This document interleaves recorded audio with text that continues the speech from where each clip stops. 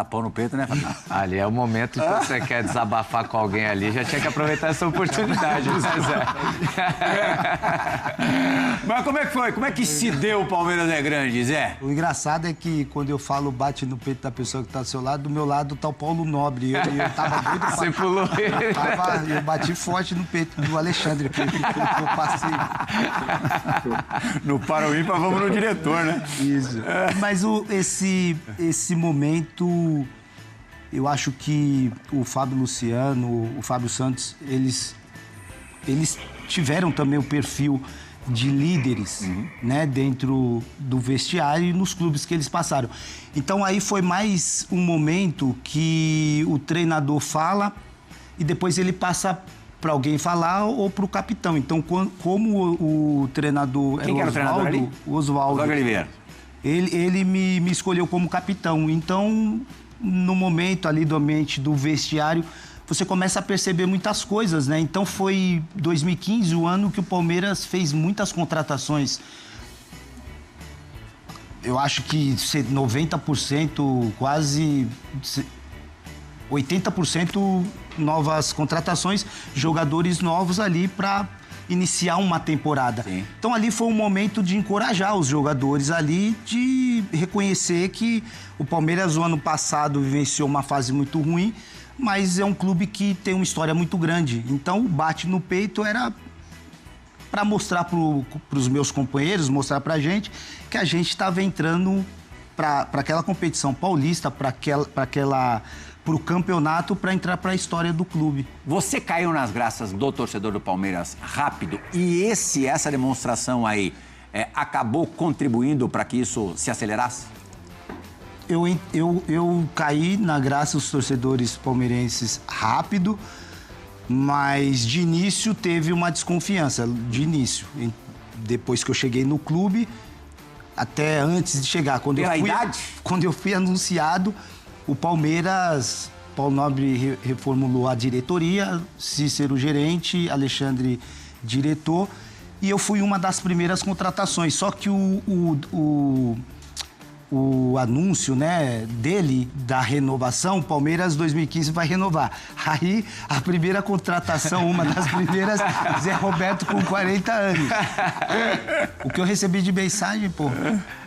Já tinha meu Instagram. Mal eles sabiam que o Zé Roberto aos 40 qualquer um aos 17. Já está de sacanagem falar de renovação e contratar o Zé Roberto com 40 anos.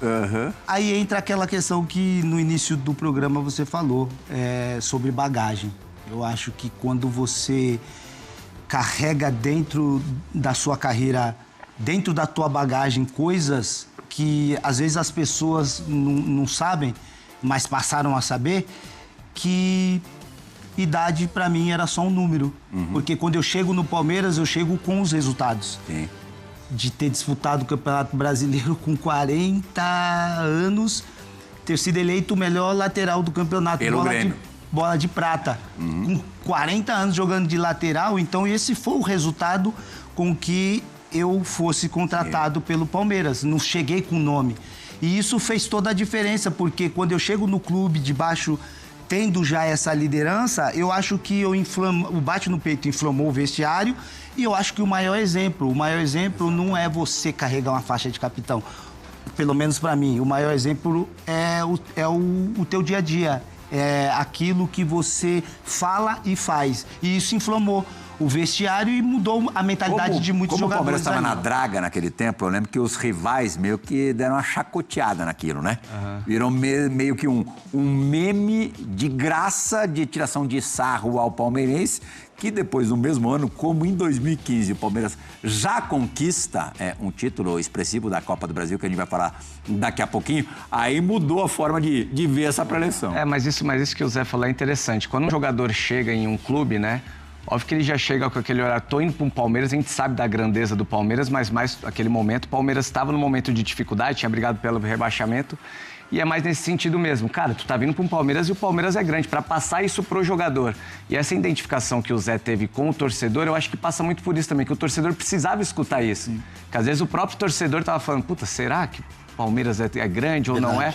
Pô, mas ele tá vendo ali no jogador, um cara consagrado, se sentindo representado dentro do próprio elenco, né? Então acho que é por isso também que essa identificação ficou tão grande com o torcedor do Palmeiras. E hoje, Fábio, vou pro shopping, viajo, aeroporto, todos os torcedores palmeirenses que eu encontro, a primeira coisa que os caras falam pra mim é do bate no peito e fala que o Palmeiras é grande. Não fala do tricampeonato da Copa do Brasil, não lembra que o Palmeiras estava 22 anos na fila, os caras falam do bate no peito.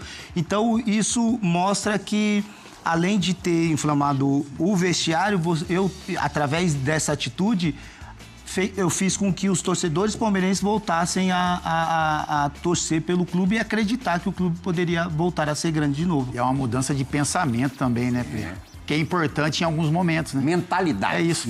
Quando vem de um cara como o Zé, por exemplo, né? Que já tinha uma história no futebol gigantesca, Copa do Mundo, enfim. Isso tem um peso muito grande, né? Então é um cara gigante que está em um clube grande em um momento difícil, mas que vai conseguir, né? Vai tentar reverter aquela situação. E também tem o exemplo da idade, né? Sim. Porque é lógico que a gente conhece o Zé, sabe, né? Enfim, é um cara de 50 anos hoje que passa por cima de um monte de cara de 30, como jogava também com 40 e passava por cima de caras de 20, enfim. Mas você ter um cara com o currículo do Zé e com a idade que ele tinha, e ser, com certeza, era o cara que puxava a filha, era o cara que chegava mais cedo no treino, não adianta ele falar também, acho que o Zé quis dizer isso. Sim. Não adianta ele falar e o exemplo no dia a dia não ser aquilo que ele está falando. Mas aí tem uma série de fatores que contribuem para algo positivo. O exemplo do Zé sempre foi pela conduta, né? Pela conduta. Ele fala, lógico que ele tem o dom da palavra também, e a hora de argumentar ele tem o poder para isso, mas também tem um exemplo do dia a dia que tem muito mais impacto dentro de um ambiente de trabalho no futebol. Ô Zé, e quando você fala isso no vestiário ali, é mais uma maneira de motivar realmente ou realmente você acreditava naquilo mesmo? Eu acreditava. Até pelas contratações que o Palmeiras fez, né? O Dudu veio ali no começo do ano também. O Dudu chegou depois ali um pouco também. E eu participei muito também, viu, dessas contratações. Da confecção do time. Eu cheguei a participar também. Inclusive, se eu puder cobrar os meus 10%, já quero aproveitar a oportunidade. O Dudu tava quase indo pro Corinthians, ele tirou o Dudu do Corinthians. Corinthians e São Paulo. Foi chapéu duplo. Agora, César, 2 anos antes, o Flamengo é meio como o Corinthians de vocês, Fábio, que mesmo na crise é capaz de ganhar um título. Sim. E em 2013, o Flamengo não estava exatamente na crise, estava iniciando esse processo de reconstrução. De reestruturação financeira, acima de tudo, mas foi campeão da Copa do Brasil. O César já fazia parte do elenco e ainda foi em 2003 aquele jogo pelo Brasileiro contra o Cruzeiro em Minas, César? Maracanã, né? 2013 foi um ano... Isso. Foi um ano muito especial, cara. Foi um ano muito especial por tudo que aconteceu mesmo, né? Você falou de reformulação, de anos difíceis, né? E 2013 foi esse ano que foi histórico por conta do título, né, da Copa do Brasil, que foi marcante.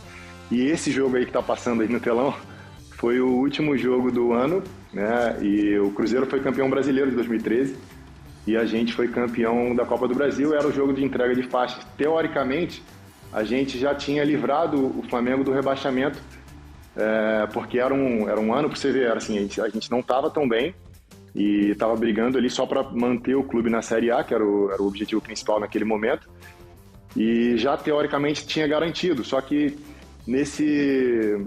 no final do campeonato a gente descobriu, né, aí aconteceu uma questão lá com o André Santos, e a gente acabou perdendo 3 pontos, e se a gente não empata esse jogo no Maracanã com o Cruzeiro, a gente estaria rebaixado. E tanto é que tem torcedor às vezes da Portuguesa até hoje que ainda fala, né, Portuguesa de São Paulo, por conta do que a gente conseguiu, né, se manter. Enfim, tem uma polêmica aí histórica, mas esse foi um jogo que foi marcante demais, né? Tava o Júlio Batista ali, foi um jogo histórico que ficou assim na minha memória, né? E acho que também no coração de alguns torcedores aí rubro-negros também, porque acabou que aquele empate, aquele pontinho que a gente ganhou ali garantiu a gente na Série A do campeonato. Espetaculares as defesas. Na última ali, falta cobrada pelo JB. Júlio Batista que bateu palmas ali pro César. Aí eu vou te entregar. Normal, né? Sem tirar os méritos do César, que foi o jogador não só dessa partida, mas da rodada, da 38ª rodada desse brasileiro. O Binho falou, o Flamengo seria rebaixado, o Binho falou aqui do lado. Não ia não. Não ia. É? Os caras iam achar mais uns 3 jogadores da Portuguesa aquele ano. O torcedor do Flamengo, estamos brincando, pelo amor de Deus. Pelo amor de Deus.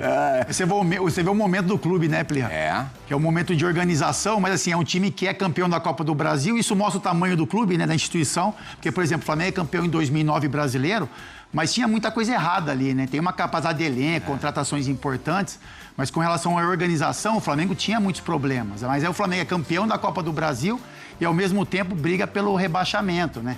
Então, era algo que o torcedor do flamenguista vivia muito, assim, sabe? Anos frustrantes, com brigas por rebaixamento, alguns anos meio que esporádicos de conquista de título, mas que a organização não era como a de hoje, né? Não chegava nem perto disso.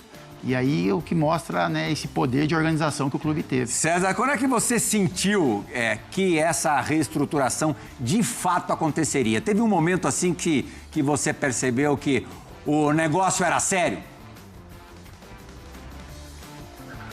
Olha, Plihal, teve realmente muitas mudanças, assim, né, e seriedade. Eu acho que até a partir ali mesmo de 2013, né, muitas coisas começaram a melhorar. Quando chegaram, né, pessoas especiais ali que começaram a tratar até a questão de salário, de organização, de mesmo enxugar o elenco, de saber que iam ser tempos para tentar sanar dívidas e etc. Enfim, poder passar dificuldade um período para que pudesse colher os frutos no futuro, né? E aí eu acredito que ali, depois de tudo que passou, né, 2014, 2015, foram anos ainda difíceis, né, de não conseguir grandes resultados, onde o Flamengo sempre estava acostumado de brigar por título e coisas assim. Foram anos mais apertados. 2016 começou a melhorar um pouco. Eu lembro que eu fui emprestado para Ponte Preta naquele ano de 2016 e o Flamengo já estava ali começando, voltando a brigar pelas coisas maiores. E em 2017 a gente voltou, né? Foi vice-campeão da Sul-Americana, voltou para a Libertadores, né? No ano de 2017 também, conseguiu classificar para 2018 na Libertadores. E aí começou uma sequência já de começar a chegar perto das coisas, né? A gente foi vice-campeão da Copa do Brasil também, se eu não me engano, em 2017 também. E aí em 2018 fomos vice-campeão brasileiro. 2019 veio atropelando tudo, né? Ganhamos, aí foi Campeonato Carioca, Libertadores e o Campeonato Brasileiro com muita folga também, com a participação de gente especial. Então acho que assim, cada ano foi chegando gente que foi agregando muito, foram pessoas, né? Eu acho que todo projeto tem que ter pessoas especiais, assim. Acho que todo mundo que conta histórias fala de alguém que teve coragem, por exemplo, como o Zé Roberto, de chegar e enaltecer o clube mesmo antes de acontecer coisas impressionantes, né? Então, assim, ele já sabia que o Palmeiras realmente era grande e como ele é grande. Então, ele coloca e começa a falar isso.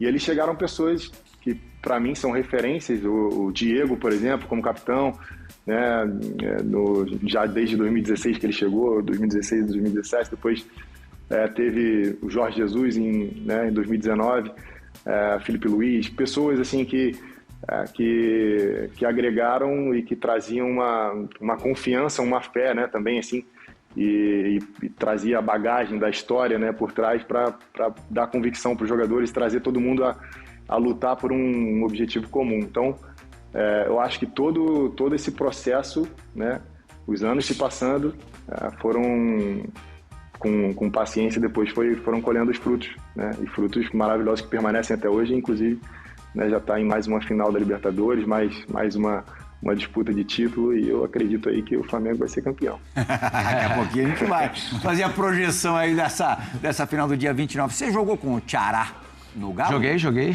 Time Ceará. Você sabia que na semifinal dessa Sul-Americana citada pelo César, o Ceará, ainda no Júnior Barranquilla, parou justamente no paredão. O César defendendo um pênalti, enfim, tem um histórico, até a nossa perspectiva hoje, tem um pênalti importante também defendido por ele nos tempos de Flamengo, contra um cara que depois iria virar um ídolo mais ou menos do Mengão. Mas aguarde, For Esporte. Zé, 2015 tem a virada de chave que se estende até hoje, hein?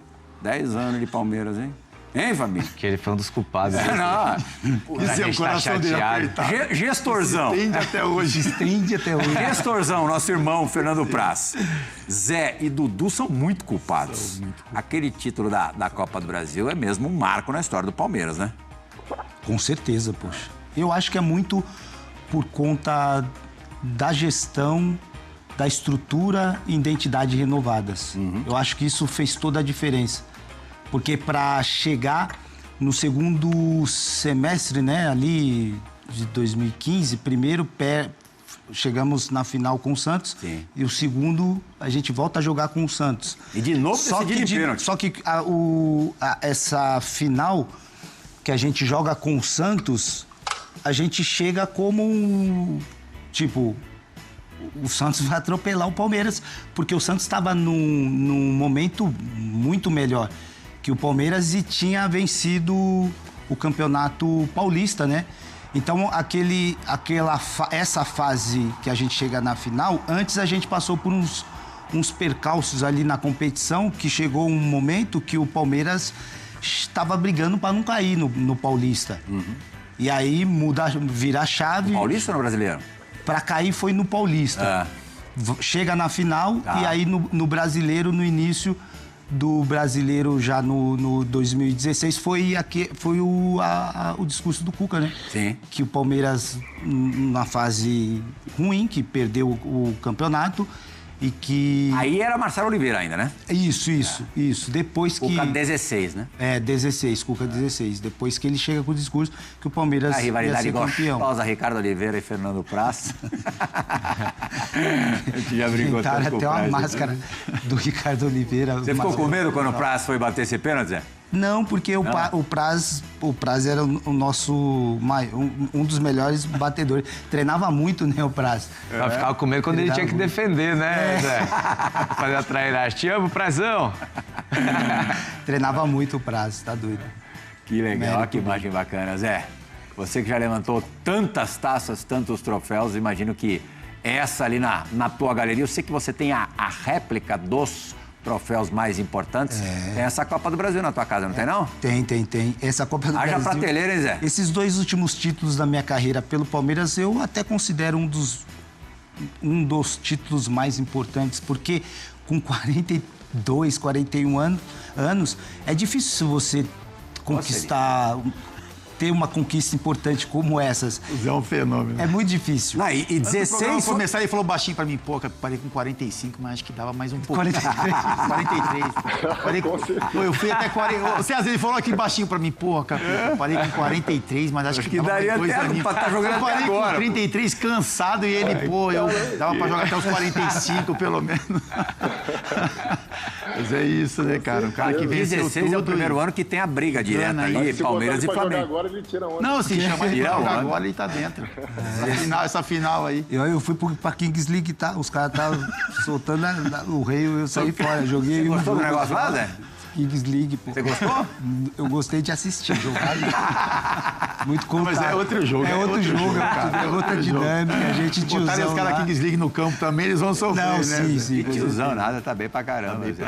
Ô Zé, 16 tem a briga com o Flamengo e na sua vitalidade, na tua saúde, o Palmeiras escapou de perder um jogo pro Cruzeiro em Araraquara, na Fonte Luminosa. Jogou Se o muito Palmeiras mal. perde ali, o Flamengo realmente encostaria, real, e acabou sendo talvez o lance mais emblemático da tua passagem pela Sociedade Esportiva Com certeza, até o empate pra gente foi como se fosse uma vitória, porque o Flamengo tinha jogado Fla-Flu, se eu não me engano, ganhou. E se a gente perde, ia passar 2 ou 3 pontos na nossa frente, faltando 9 rodadas. Só que já tinha ainda só que o torcedor palmeirense, a imprensa, sempre trazia aquela virada que teve em 2009, se eu não me engano, que o Palmeiras liderou um período grande do campeonato. Depois o Flamengo se tornou campeão da competição. Só que esse lance aí foi muito... Foi pênalti não, né, Zé? Não, pô. Os gominhos que já tinha na barriga, jogando a bola pra fora. Graças aos gominhos. E foi leitura de jogada ali. Leitura da jogada do Robinho. E a minha sorte, que eu tive sorte de ter tirado a bola, porque o Robinho pegou a bola meio que... pegou meio mascada. Meia mascada ali, ela veio fraca. Mas eu acho que... Esse lance aí é um lance emblemático, sim, que o torcedor do Palmeiras sempre lembra também. E o empate foi importante. Vale rigorosamente como um gol. E aí, no ano seguinte, 2017, é o último ano do Zé como profissional. E o Zé entra para a história da Copa Libertadores. Né, Zé? Conta como é que foi. Eu entro para a história porque eu não lembro qual jogo eu já vou que eu fui o jogador mais velho a marcar. Tucumã. Gol. Eita! Lembrando que Zé Roberto também jogou no Flamengo. Eu já ia mexer com o Zé. Vem vestir o manto. Foi, o Cezão cravou, vai ser o Flamengo. Eu vou cravar também, vai ser o Palmeiras, só que vai ser um jogo difícil, vai ser um jogo bem disputado. As duas equipes chegaram com mérito, né, nessa final. Vão disputar até a final do Campeonato Brasileiro também, porque faltam, né? Então, eu acredito que... Mas que tipo de jogo você está esperando? Você acha que vai ser um jogo bonito, um jogo aberto? Eu acredito que sim, pela proposta do jogo do Flamengo quanto a do Palmeiras. São equipes que buscam sempre o resultado, né? Não tem negócio de ficar se estudando. Eu acho que as duas equipes vão buscar o jogo, sim. Vai ser um jogão. Não sei se o César viu aí de Portugal o último encontro entre Flamengo e Palmeiras. Foi no Maracanã. O Flamengo venceu, César. Não sei se você viu a partida. Falo de novo. Mas, para muita gente, o Palmeiras jogou melhor. E deixou muita gente também em dúvida de como vai ser esse jogo de Lima. O primeiro brasileiro tetracampeão da Libertadores vai sair no dia 29. Você concorda com o Zé que a gente tende a ter uma partida bonita ou vai ser como a maioria das decisões, um jogo mais fechado, mais estudado? Olha, Plihal, sem dúvida nenhuma vai ser um jogo... Pura aí na cadeira, se bem que, ó... Não, tem uma dividida pra você que tá braba. É mesmo? Mas essa primeira tá suave. Rola a vinheta, meu garoto Ricardo Santos. Chegou a hora da dividida do Resenha ESPN.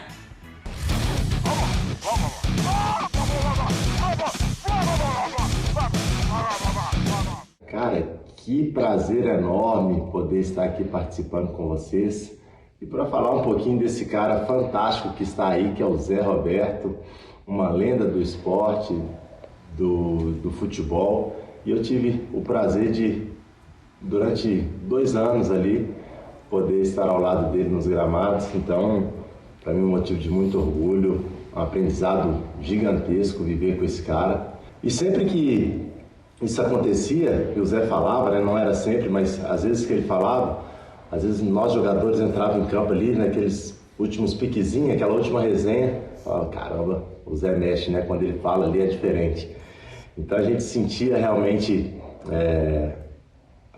como Deus tocava o coração do Zé, dava sabedoria para que ele falasse as palavras certas naqueles momentos. Mas a resenha que eu quero que você conta é que naquele jogo contra o Botafogo você emocionou a todos na sua despedida, né? Então conta pra gente um pouco de como foi o antes do jogo e o pós-jogo ali, que você foi um cara que mexeu com todos. Eu mesmo, foram 10, 15 minutos ali dentro do jogo que eu não consegui me concentrar totalmente. Eu estava sempre 1 segundo atrás, meu pensamento mais lento e sempre pensando na oportunidade que eu estava de participar do jogo de despedida do Zé. Então conta um pouco pra gente como foi aquele momento, a preparação e também o pós, que foi quando realmente assim, acabou.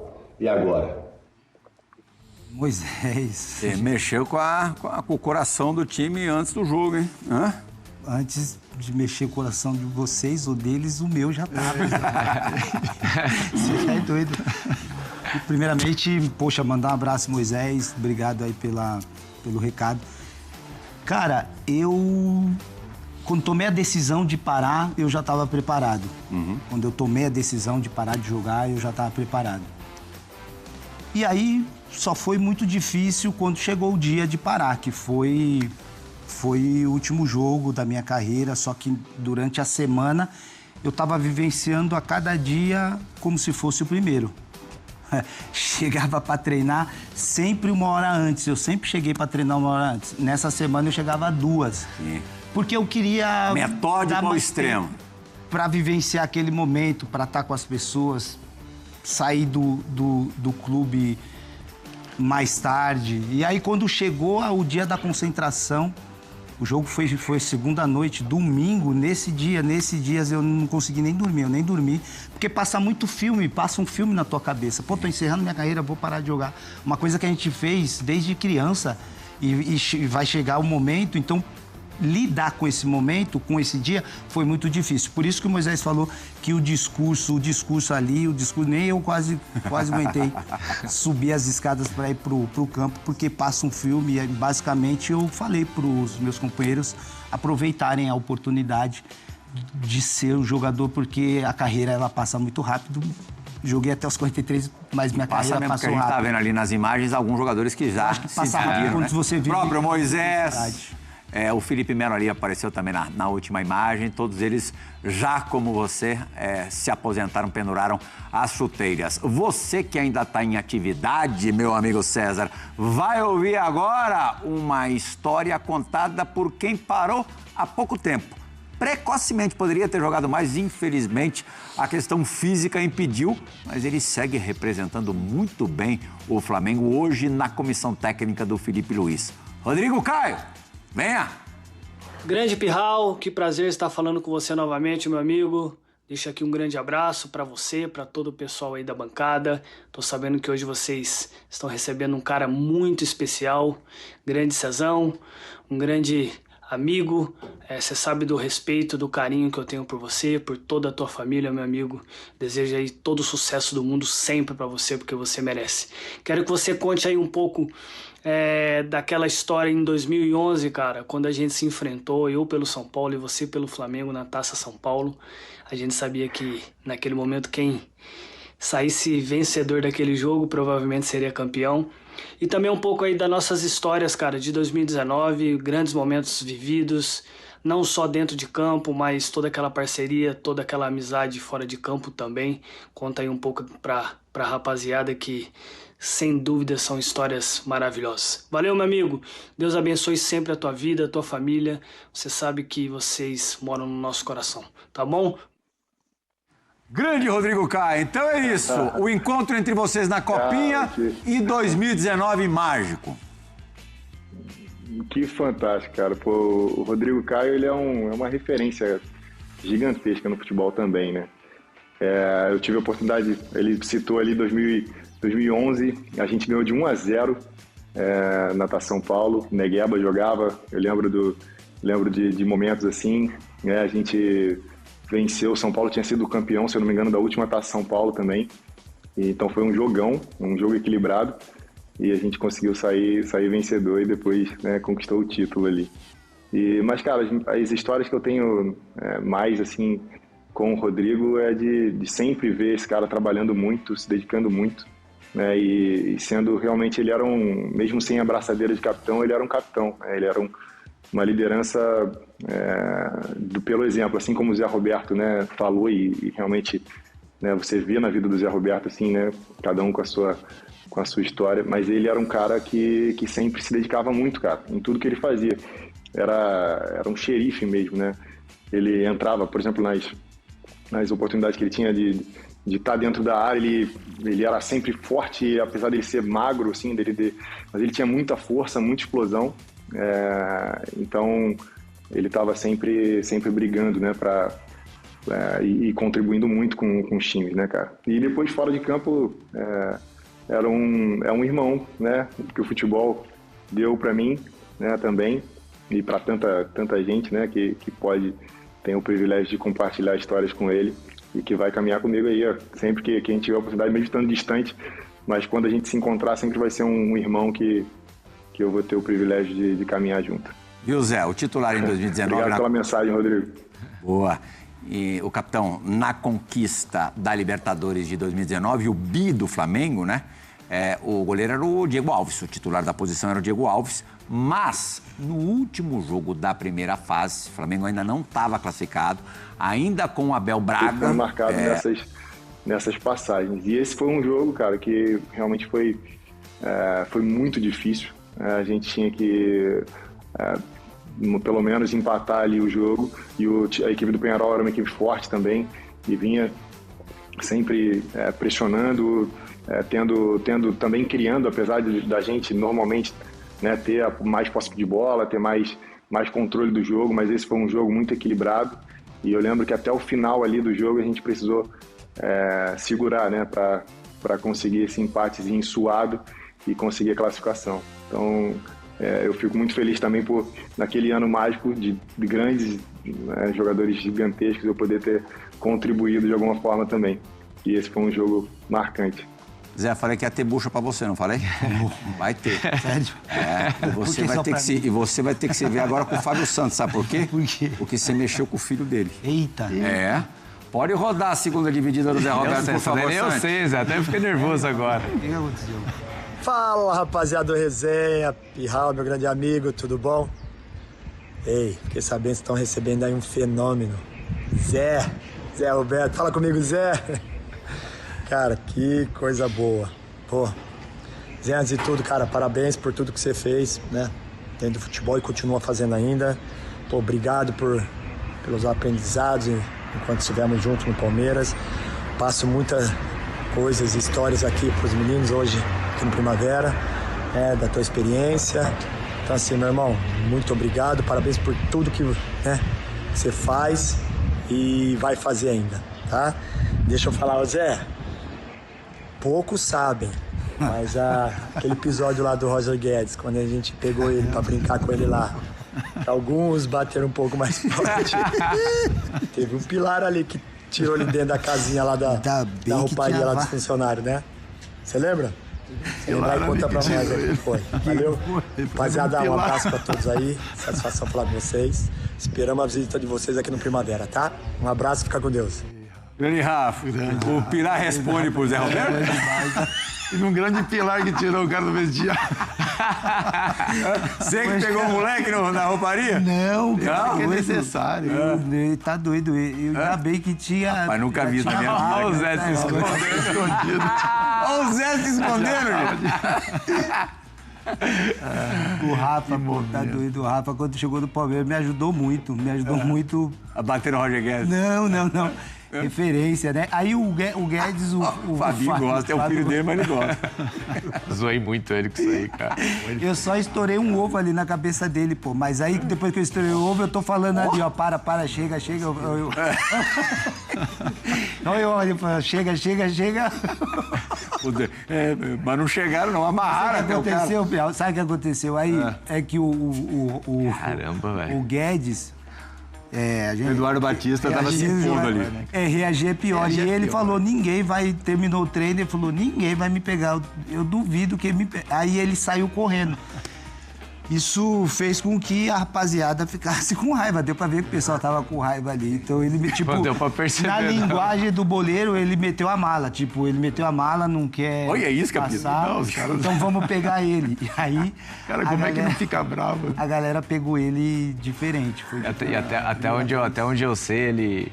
Acho que se negou a ficar no banco, ou faltou num treino, alguma coisa assim, com uma discussão com o Eduardo Batista, né? Você viu o Eduardo Batista, tava preocupado com ele ali, né? Fechou. Tava, nossa, para, gente.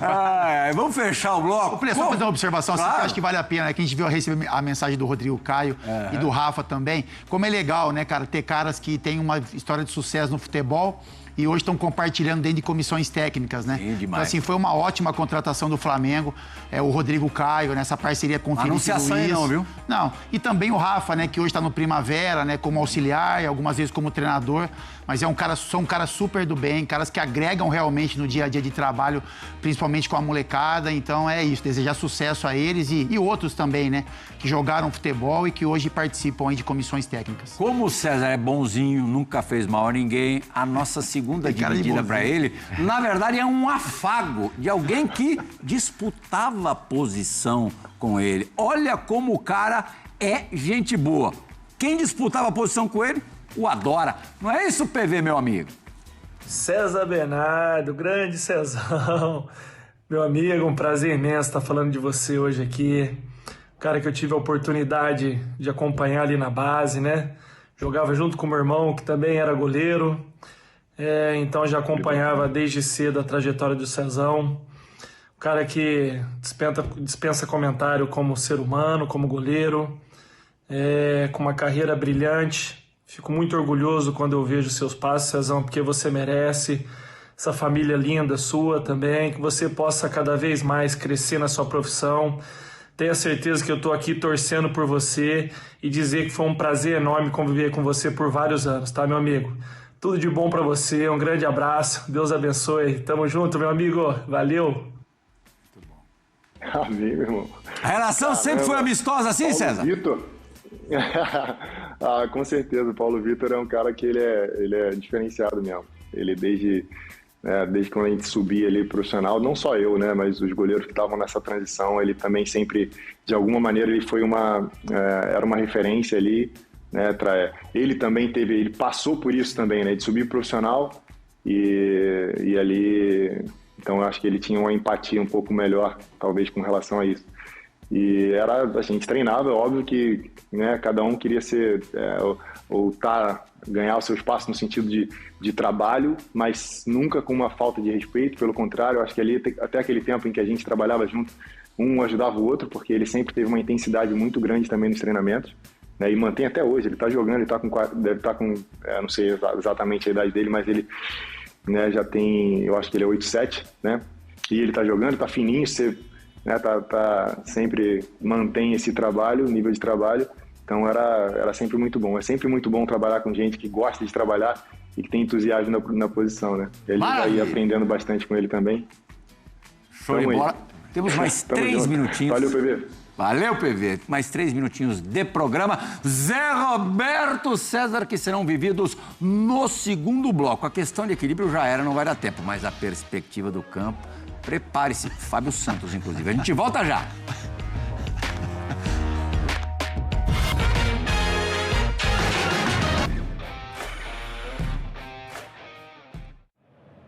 Minutinhos para terminar o resenha. Olha lá o Fábio Santos na perspectiva do campo do Zé Roberto. Brasileirão de 2015. O Binho levou. Mas esse jogo aí, esse derby na Neoquímica Arena, lá em Itaquera, deu Palmeiras 2-0 e o Zé Roberto, um dos nossos convidados, contribuiu. Zé, eu vou deixar o Fábio Santos falar do lance, tá? Não, porque vou falar você nada, viu não. muito de perto. Não vou falar nada não, Primo. Pô, o Zé tem 200 gols na carreira, 300 gols, que vai passar um lance que eu tô ali contra o Coringão na Neoquímica. Achei que esse cara é meu amigo.